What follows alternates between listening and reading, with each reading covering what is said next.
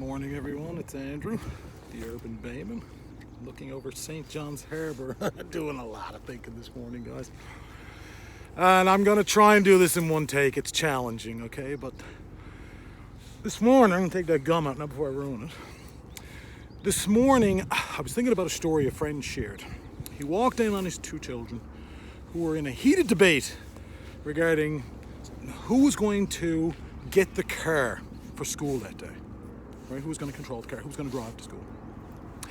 And my friend reminded them that he needed the car that day. And as a result, neither of them was going to get it, and he was going to drop each of them off and then do his little bit of business. And his daughter played a trump card, a heavy trump card, the environmental card. She said, "Dad, that's not good for the environment. It's terribly inefficient. It's better if I," and she planned her route, which made more sense.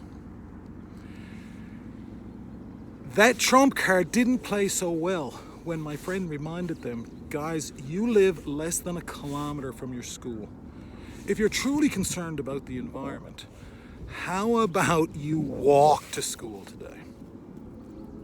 Now, neither of them walked, right? And while I'd rather not focus on that, what I was thinking today and what should be heralded was at least their acknowledgement of efficiency and its importance in our environmental movement. Because so I always say, the only thing that's green is black, right? If it's not profitable, if it doesn't make sense, if it's not efficient, then you can be pretty certain it's not good for the environment, right? We talk about recycling bottles, we gather them up, we put extra trucks on the road, we send them to God knows where.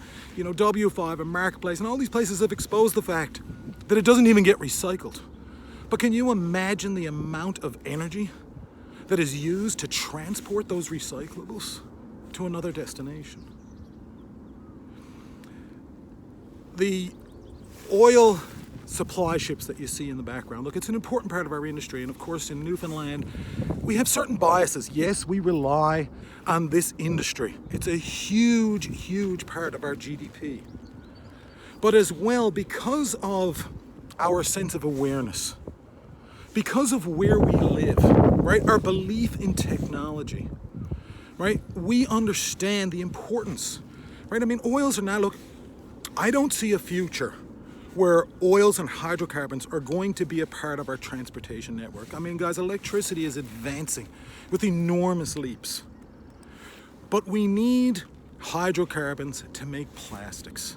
Right? They're an important part of our every single day life. The jacket that I'm wearing, the phone that I'm recording this on, right? The materials that we use to cover our food, to protect them from contaminants, to keep them fresh, right? We live on an island where there's no agriculture, where there's no meats. Everything has to be imported here. We need plastics, right? And one of the things that we should be recognizing, if we're truly interested in the environment, is that these plastics are a source of energy. We shouldn't be banning these, right? What we need to do, what we really should be doing, is investing in, right? At least investigating the idea of building an incinerator here.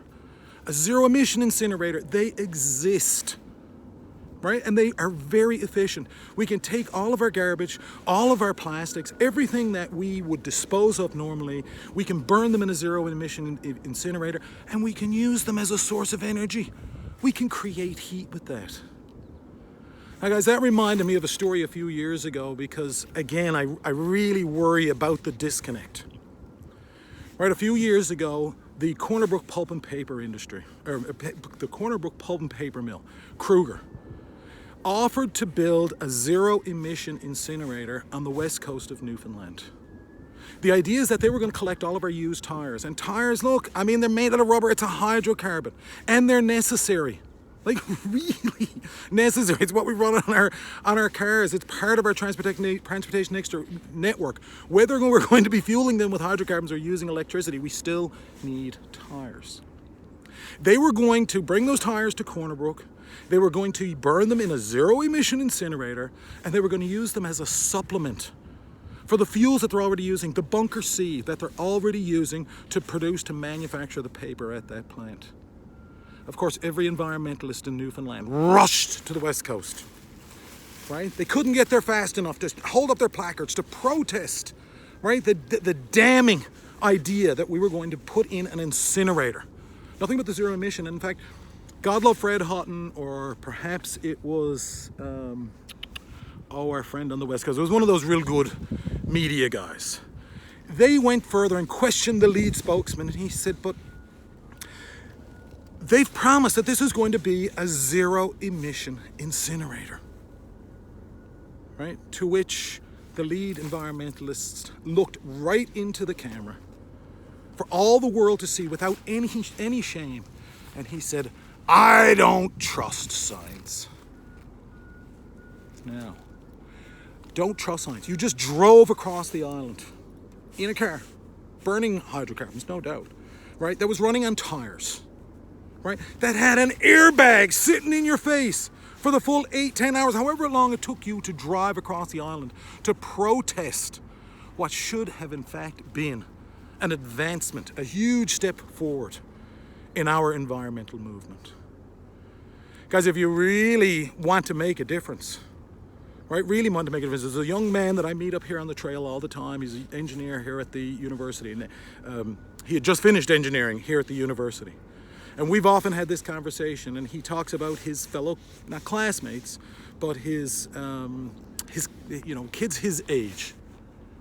And he says how few of them, imagine how few of them are actually entering into the science, because if you really want to make a difference, right, really want to make a difference, what I would suggest, as my young friend suggested, your best route is to take a science degree and learn to create efficiencies, to recognize efficiencies.